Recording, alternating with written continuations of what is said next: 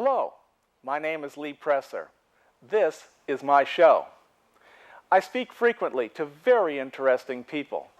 Some of these conversations are so exciting, so intellectually stimulating, I thought others might like to listen in. This is the reason we started recording Conversation with Lee Presser. Welcome to Conversation with Lee Presser. Larry Connors is a man I've known since the 1970s. Like many in St. Louis, we've watched Larry Connors for nearly 4 decades as he reported from the field and from behind the news anchor desk. Last year, May 22nd, 2013, Mr. Connors' television news career stopped when KMOX president and general manager Mark Pimentel announced in a statement that Connors had been fired after 27 years at the anchor desk. Since he was fired, the press has been filled with charges and countercharges. Beneath the online version of some of these articles, I've read a lot of comments which strongly support Larry Connors. There were also a number of ugly comments ridiculing and mocking him. The public's view of his firing has been transformed into a political happening. Larry Connors, welcome to Conversation. Lee, thank you very much. Thank you for the opportunity. Before we go into the controversial part, let's just talk about, a lot of people, you've been around a long time, so there's people who don't remember when you first came to St. Louis. So let's just start from the beginning. And let me add one correction to your opening statement that said Yes. my career ended. It has not ended. I'm often asked, am I retired? I said, no, I have not retired. I'm looking for another opportunity, and I will take on another opportunity at some point in broadcasting, radio, and RTV. So no, I'm not done. I came here from Houston, thinking I'd be here for 2 years. That was 1975. And I moved up here. I've been very blessed. I never thought I'd be able to stay in one town, one market that long to raise a family. My dad was in the oil field business, and we moved around a lot. So I didn't have any grade school or even junior high friends I'd gone to school with. So I've been very blessed to be able to raise 2 daughters here, and they have grade school and junior high friends that they went to school with. Anytime they come into town, they could see them and meet them. It's interesting how many big businesses, when they're trying to talk to their executives, they're moving them from another town, and they're like St. Louis, and it's like, St. Louis, no. And then it comes time for them to leave, and it's like, no, we want to stay. Well, being from Texas, I thought St. Louis was Yankee land, of course, I thought way north was around Shreveport anyway for many years. And so I was so far south that we served Mexican food with grits, so that's how far south we were. But, I came up here and found out, it's such a great community, great place to raise your family in this area. And again, I've been very blessed to that extent. So it's been a kind of a love affair on my behalf, and I've been very blessed to have folks support me all these years. I came up originally to Channel 4 when it was owned by CBS. I was hired by CBS when it was an O&O. Mm-hmm. I was with them for 4 years. Then I got hired by Channel 2. At the time, it was an ABC affiliate station, and I was hired and made their prime anchor, and I'd done prime anchor work for Channel 4 as well. And so I was there from 79 to 86, and then in 86, Channel 4, under new management, different company, hired me back. Was that Bello? That was Belo Belo. Recently, but at the time it was Viacom, I believe. At the time they rehired me, and they'd gone through a couple other ownerships somewhere along the line. So then I was hired back, and I went back to Channel 4 and in 86, and then served as their news anchor, prime anchor all that time. And who knows, it's very possible I maybe go back to Channel 4 at some point. You never know in this business. Well, that's right. This business is kind of funny. And you make a couple of good points there first of all, when you said O&O, just so people know, that means owned and operated. Right, by the network itself, yeah. Which is, I guess, less and less. The networks seem to have less and less actual They've been stations divesting themselves of properties, you're right. It's, and you got multi-ownerships groups in town. Gannett now, owns, actually bought Channel 4 and then turned it over again because the FCC said you couldn't own that many stations in the market. They already have an affiliation with another station as well. So a lot of that's going on, but the networks are kind of consolidating again.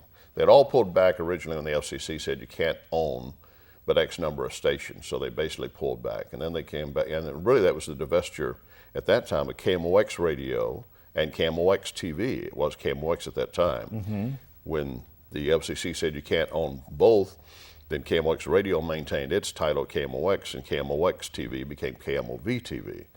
So, you know, I it gets remember that, confusing and it was confusing at right. that time. KSDK went through the was same going on. thing. It was KSD TV and KSD Radio, and when they had to change that, then it became KSDK TV. Sometimes I wonder whether or not the SEC is actually a friend of the broadcast business or not. You know, it's like many regulatory agencies. When they're put in a position originally, they do a good job. They're there to reinforce and protect and serve and everything else. And after a while, they kind of become, you know, a pawn of the very industry they're supposed to regulate.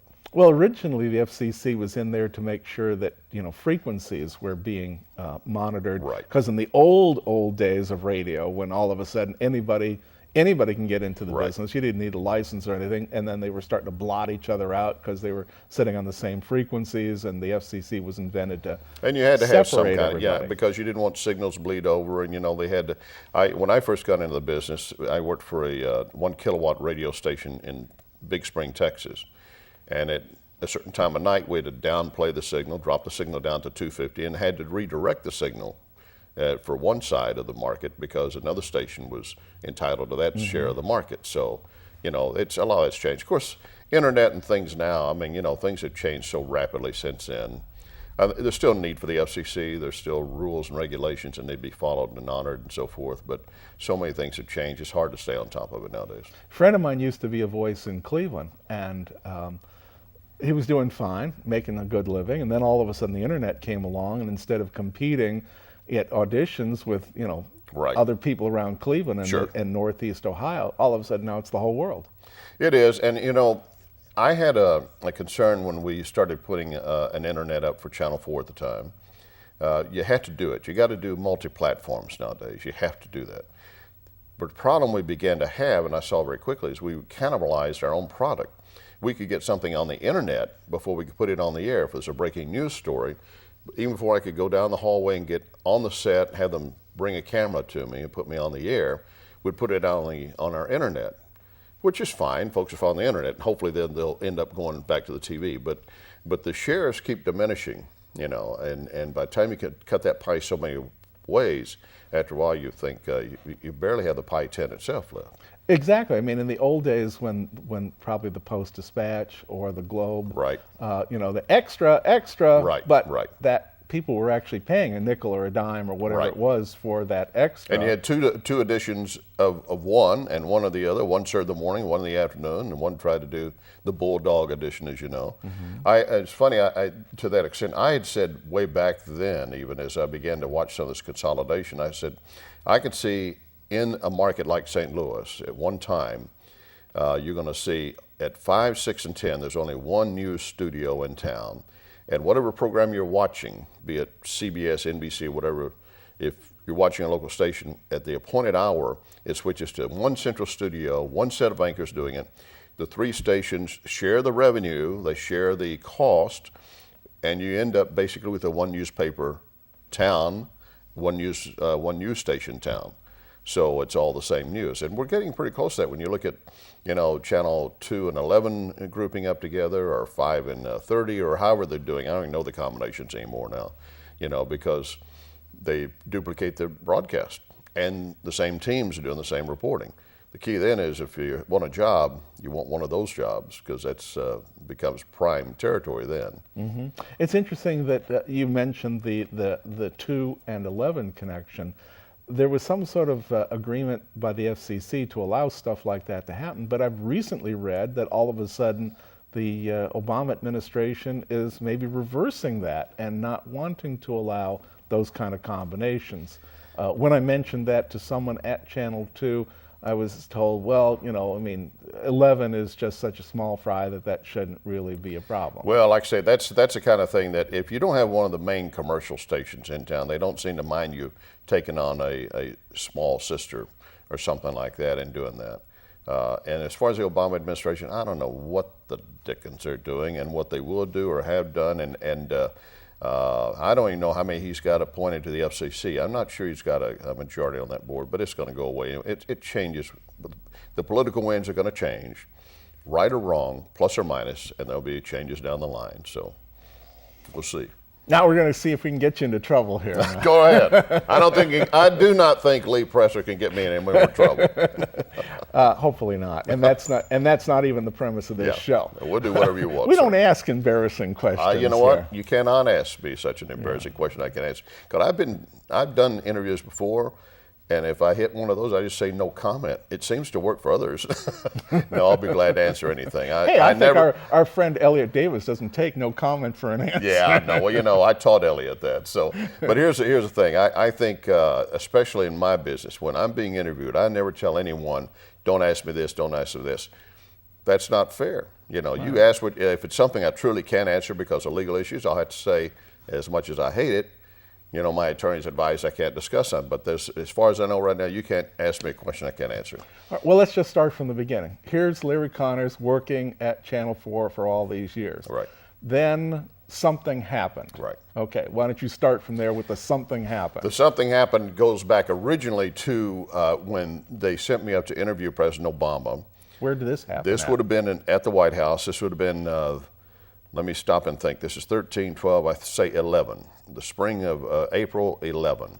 I was sent out to do an interview with President Obama. He was having... What a coup for you. Well, he was having different stations around the nation come to get his message outside the Beltway. I'd done the same thing with Bush, first Bush. I'd done it with Reagan during the Iran-Contra thing. So he was about the fourth or fifth president I've interviewed, third, I guess, at the White House itself. So don't get me wrong. I don't care what your politics are or anything else. When you're at the White House and you're in our nation's capital and you're talking to the president, you should feel, special because it's an honor. It is a big deal. It is an honor, and Yes, it clearly is. Don't think I'm blasé about that. But at the same token, I wasn't wide-eyed in my first appearance and everything else, and my job is to go in and be tough. I was tough with Reagan. The day when we were invited, back to Iran-Contra real fast, when we were invited in, that day we had a briefing by Larry Speaks, Elliot Abrams, Caspar Weinberger, all of his top captains as they were talking about the Iran-Contra. And every time they opened for questions, I hit them with hard questions. At the end of the question session, we were all told that we're going to the White House. But before we go there, I need these folks come out. The first name they called was mine. I thought, I guess I lost my invitation. No, I ended up being seated at Reagan's table. They wanted to let me know that. And he came and spent a lot of time talking. When George Bush, President number one. H.W.? Yeah, H.W. When we did it, I asked him some tough questions, and he got very upset.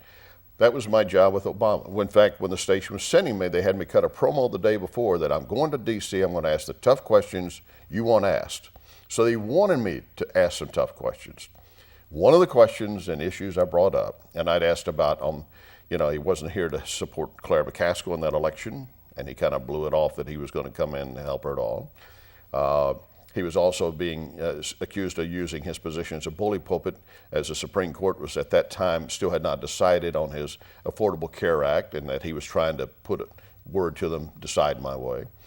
So I questioned all that. He had no problem. But then I raised the question that in that economy at the time, and that's a key point, the economy and how things were going at that time, there were a lot of folks who just did not have money, much less to go take a weekend vacation, and they saw the first family jetting around all the time to all these resort locations under the color of state business. He was going to do a speech, and the whole family went, and it was all at taxpayer cost and expense. It was, if you watch the YouTube video over my shoulder looking at it, looks like I reached over and slapped him because he just jerks back, and you can tell he suddenly has gone totally cold. And it was not good. I could see a staff tighten up behind me, and when we were done, I was persona non grata in the White House. They could not wait to get me out of there and be done with me, so forth. So, what did you ask him? I asked him simply that, with the economy the way it is, many Americans have voiced to us and concern that, they don't understand that basically they think you're out of touch because you're spending all this money going here and there and seeing all this stuff, and they can't even take their kids to Six Flags for the weekend because of the cost or something like that. Words to that effect. He took great offense at it, and his response was, well, when I travel, I have to travel Air Force One. That wasn't the question. I expect my president to travel in Air Force One. I want him to have proper security. The issue was, do you take the whole family and turn it into a resort?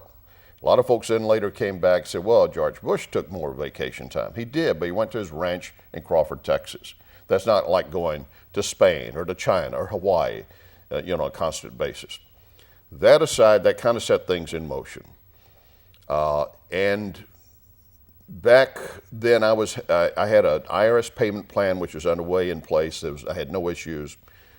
Had delinquent tax, not delinquent, but taxes from my mom's estate when she passed away, and they had not all been paid. So we had a payment plan. The following March, this is that from was your mom. This IRS business had to do. No, it's part. It's part and parcel. Okay. I mean, because there's some attack. I'd received some money from it, and I thought all the taxes had been paid.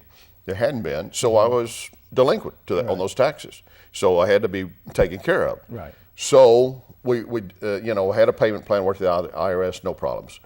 The interview was President Obama's in April. By October, although I didn't know it till the following year, well, I knew they had canceled the plan. They canceled the payment plan. I didn't know why. They just did. And we tried. I had my accountant trying to revise it, get it restructured. They wouldn't do it. The following March or so, word began to come out about how the IRS had been going after Tea Party groups or anybody critical of the president and so forth. And all I did then was raise a question in 13 now at this point. Is that right? Yes. Maybe 12 was the interview. My years are a little mixed up. 13. 12 was the interview, 13. So then I raised a question that, was I targeted for that reason? I raised a question. Mm-hmm. That's when the station decided, oh, that's too political, we're going to fire you.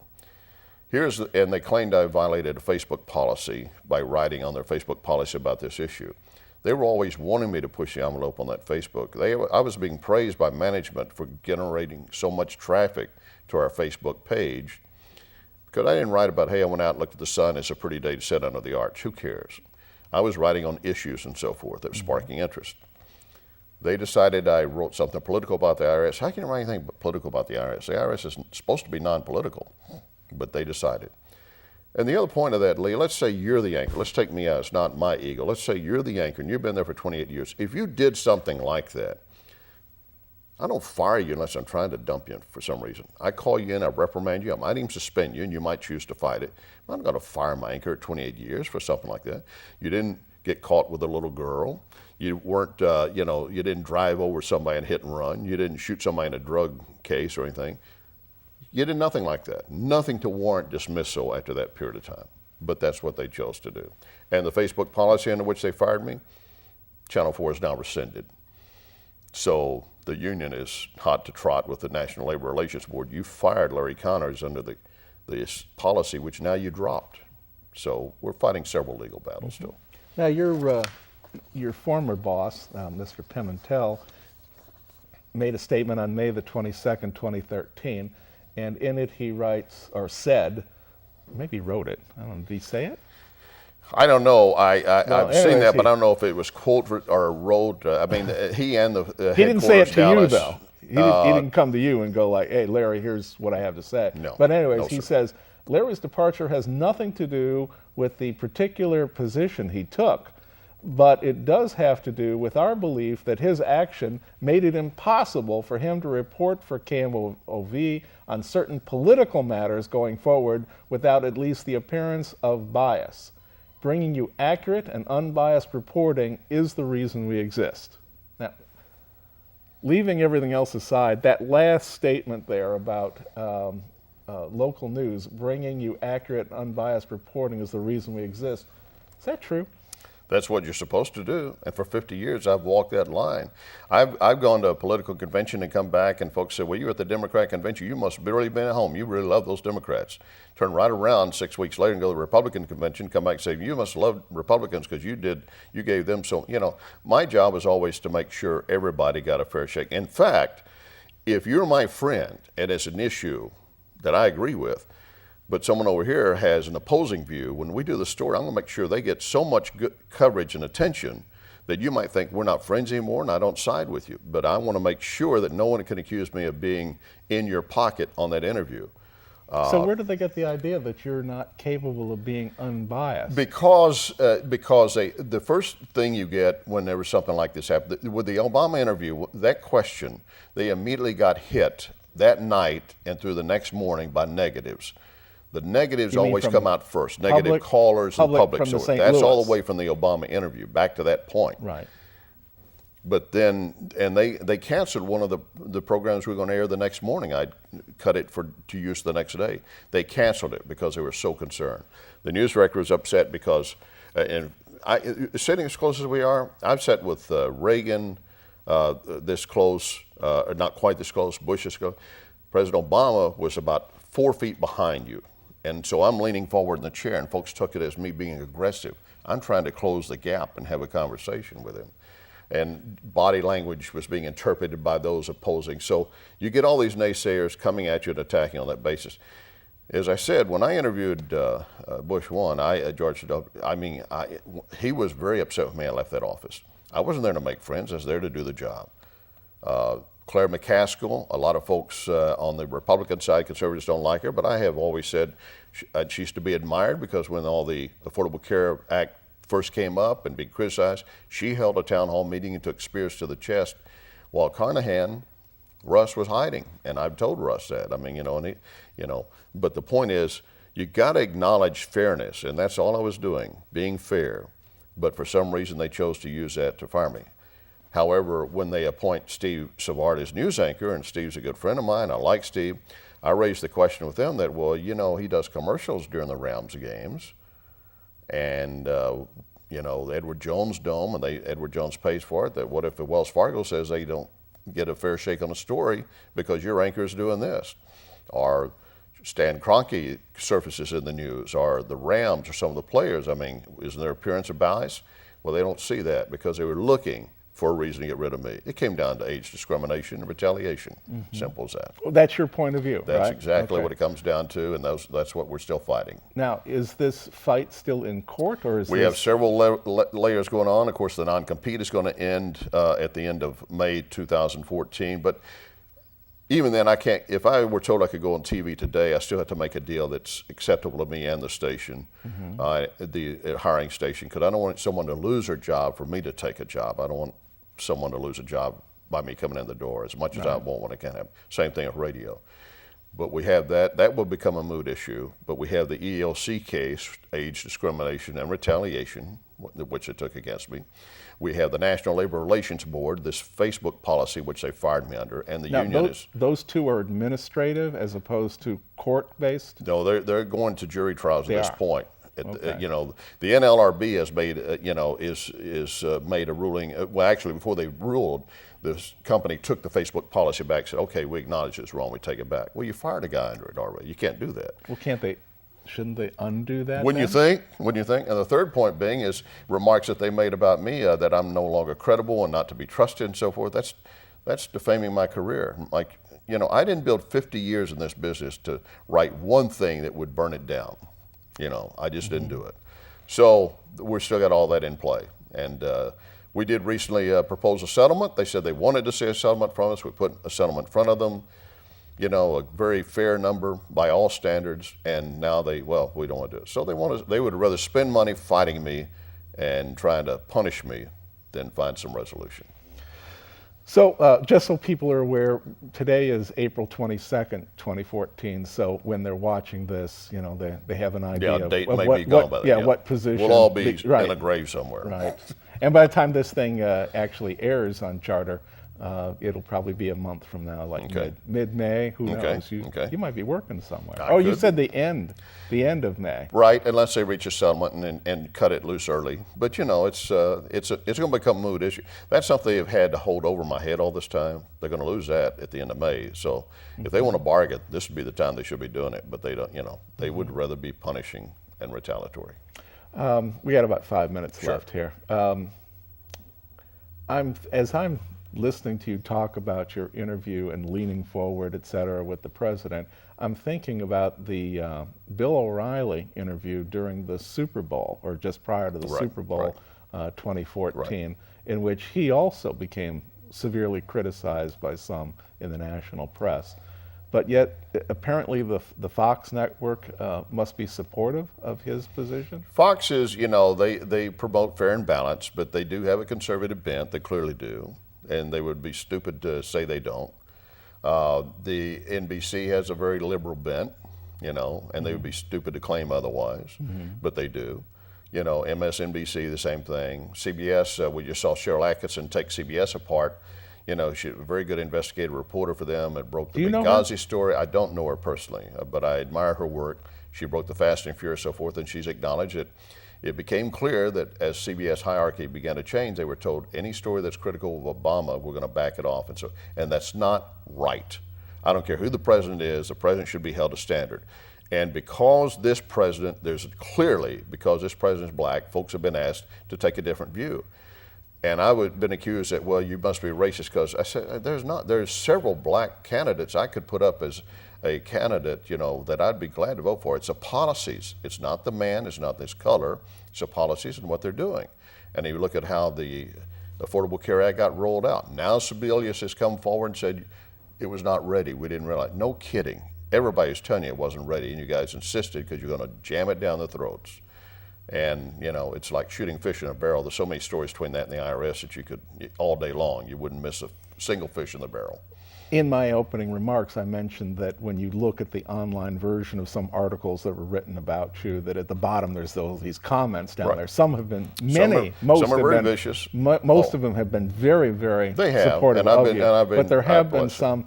Tea Partier comes up a lot. Do you see yourself as being a member of the Tea Party or whatever that is? I'm not a member of any such group. I'm not even a member of the NRA, and I believe in gun rights, gun ownership, and everything else. But I have tried to keep myself off it. But there's some things I still do. I go to church on a Sunday. I endorse a particular religion just by doing so. If I go to a particular restaurant and eat, I end up endorsing it. But that's not my role in that position. But I still have a life. Larry Connors does vote. And there are some folks who think they might know how I voted with each candidate. They're probably wrong on some of them. Former Justice John Paul Stevens, I saw in today's USA Today, has recently said that we ought to fix 6 things in the Constitution. One of them is to revise the Second Amendment to change it so that it's clear that gun ownership is for militias or military only. I don't know where he come up. I mean, you know, so then we want all foreign militias to have a right to have a gun? No. It is your individual right, and you should be entitled to have that.